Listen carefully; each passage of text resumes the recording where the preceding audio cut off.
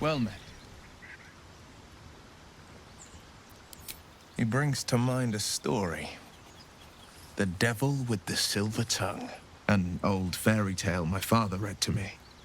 The kind with a hero, a villain, and a moral. A farmer made a deal with the devil, so the story goes. In exchange for the farmer's dearest fruit, the devil granted him a bottomless coin purse. The farmer's dearest fruit, naturally, was no apple nor peach, but his beloved daughter. We can learn a lot from fairy tales, don't you think?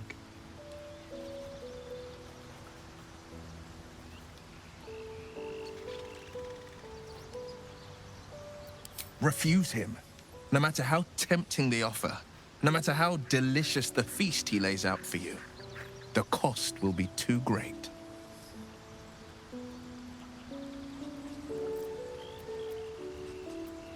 That's because you still have hope. But when he becomes your last hope, remember this. He'll require of you only what you're least ready to part with, and then require more still.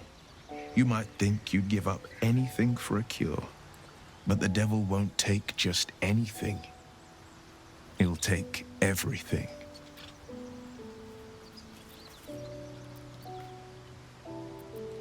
Karlach's fires raged in Baldur's Gate before she escaped to Avernus, as my source told it, and she was planning to return.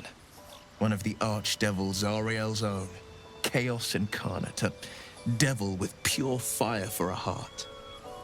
I made my way to Avernus to stop her. She fled from my reach, even climbed aboard the Mind Flayer ship as it screeched through the hells. I followed in close pursuit.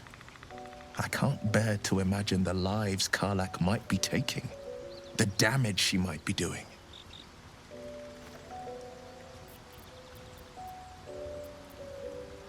A powerful friend with a keen interest in privacy. I'm sworn to say no more. All right. What else is on your mind? My father once said, one does not pursue a champion's life. One merely answers its call.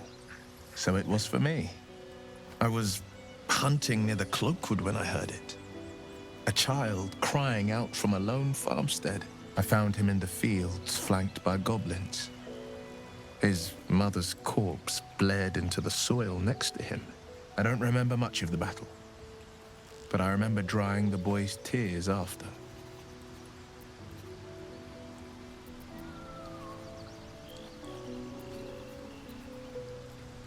Proud? No. Angry. Angry at the monsters preying on innocents. Angry at the so-called good gods for tolerating the cruelty of the evil. Angry at myself that it took so long for me to see the coast suffering. The frontiers demanded a blade. And so I heeded.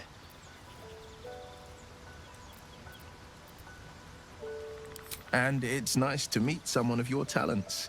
Having a worm wriggling in my skull didn't instill much confidence in the days ahead. With you as my ally, the future looks a little less daunting.